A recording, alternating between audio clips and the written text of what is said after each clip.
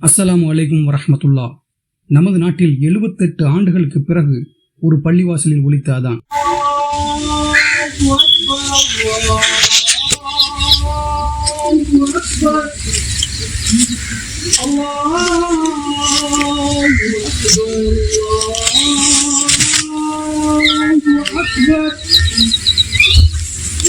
أشهد أن لا إله إلا الله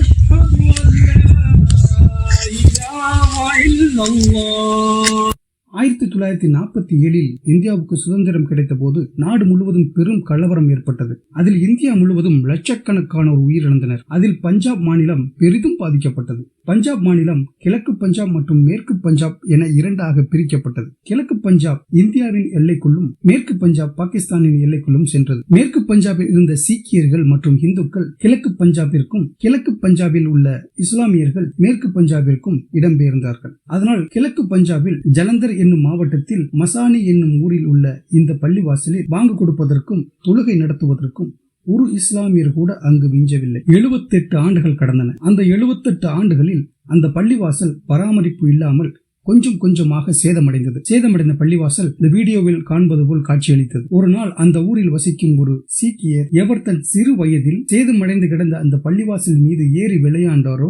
அவருக்கு அல்லாஹ் ஹிதாயத்தை கொடுக்கிறான். அவரும் இஸ்லாத்தை ஏற்றுக்கொள்கிறார். அந்த ஊரில் அவருக்கு எதிர்ப்பு வர அவரும் பக்கத்து ஊருக்கு சென்று அங்கு தங்கி வசித்து வந்தார். அவர் மனதில் நீ ஏறி விளையாண்ட அந்த சேதமடைந்த பள்ளிவாசலை மீண்டும் கட்ட வேண்டும் என்ற எண்ணத்தை அல்லாஹ் அவரின் மனதிற்குள் விதைக்கிறான். அவரும் அதற்கான முயற்சியை எடுக்கிறார். அதன் விளைவாக அல்லாஹ் நாட்டப்படி 1947க்கு பிறகு முதன்முறையாக செப்டம்பர் 10, 2025 அந்த பள்ளிவாசலில் பாங்கு சத்தம் ஒலித்தது. அங்குள்ள சீக்கியர்களின் மனமும் மாறியது. அவர்கள் அந்த பள்ளிவாசலை கட்டுவதற்கு சம்மதம் தெரிவித்தனர். பின்பு அங்குள்ள சீக்கிய முக்கிய தலைவர்களை வைத்து அடிக்கலும் நாட்டப்பட்டது. 10 லட்சத்துக்குள் ஒரு சிறிய பள்ளிவாசலை கட்ட ஆரம்பித்தார்கள். ஆனால் அங்கு முஸ்லிம்களின் எண்ணிக்கையோ மிக மிக குறைவாக இருந்ததினால் பஞ்சாப் மற்றும் பீகாரில் உள்ள அவர்களின் நண்பர்களின் மூலமாக ஒரு வாட்ஸ்அப் குரூப் ஆரம்பிக்கப்பட்டது. அதில் எனது நண்பர் பீகாரை சேர்ந்தவர். அவருக்கு தெரியாமலேயே என்னை அந்த குழுமத்தில் இணைத்தார். அந்த குரூப்பில் வந்த வீடியோ மற்றும் புகைப்படத்தை தான் இப்பொழுது நீங்கள் பார்த்துக் கொண்டிருக்கிறீர்கள். அந்த குரூப்பில் அந்த பள்ளிவாசலின் கட்டுமான பணியின் வீடியோ, போட்டோ மற்றும் பிறர் அனுப்பிய பணத்தின் ரிசிப்ட் ஆகியவை வந்து கொண்டிருந்தது. ஆனால் எனது நண்பர் இதை பற்றி என்னிடம் ஒரு வார்த்தை கூட பேசவில்லை. சிறிது நாட்கள் கழிந்தது. நானே என் பீகார் நண்பரை அழைத்தேன். பள்ளிவாசல் கட்டுமான பணியை பற்றி விசாரித்தேன். அப்போது அவர் என்னிடம் நீயும் இந்த குரூப்பில் இருக்கிறாயா என்று கேட்டார். அப்போதுதான் எனக்கு புரிந்தது அவர் என்னை மனப்பூர்வமாக அந்த குரூப்பில் சேர்க்கவில்லை, தற்செயலாகத்தான் என்னை அந்த குரூப்பில் சேர்த்துள்ளார் என்று. தமிழ்நாட்டில் உள்ளவர்கள் பஞ்சாபில் கட்டும் இந்த பள்ளிவாசலுக்கு பண உதவி செய்யவா போகிறார்கள் என்று நினைத்தாரோ என்னவோ. பின்பு என் நண்பர் சொல்லித்தான் எனக்கு தெரிய வந்தது. பஞ்சாபில் இந்த பணியை எடுத்து செய்பவரின் பெயர் அப்துல் ரஹ்மான் என்றும் அவர் புதிதாக இஸ்லாத்தை தழுவியவர் என்றும். அல்லாஹ் அவரின் தக்வாவை மேலும் அதிகப்படுத்துவானாக. பின்பு அப்துல் ரஹ்மானுடன் மொபைல் போன் வாயிலாக பேசினேன். அவர் மேலே சொன்ன விஷயத்தை எல்லாம் எனக்கு கூறினார்.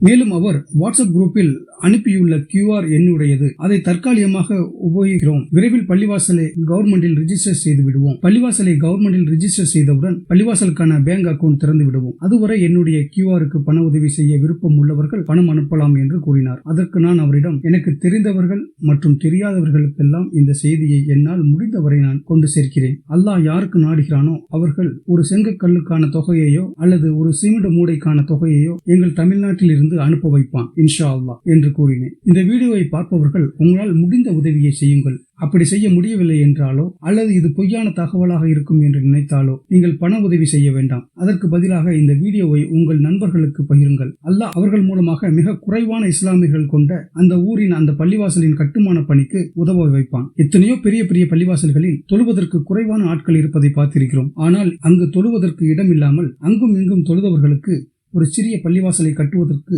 அல்லாஹ் நாடியுள்ளான். நாம் உதவி செய்தாலும் செய்யாவிட்டாலும் அல்லாஹ் அதை கட்டி முடித்து விடுவான். அதில் நம்முடைய பங்கு இருக்க வேண்டும் என்று யார் யாரெல்லாம் நினைக்கிறீர்களோ அவர்கள் கீழே தெரியும் QRல் உங்கள் பண உதவியை செய்யுங்கள். அல்லாஹ் உங்களுக்கு அதற்கான கூலியை இவ்வுலகிலும் மறுமையிலும் தந்தருள் புரிவானாக.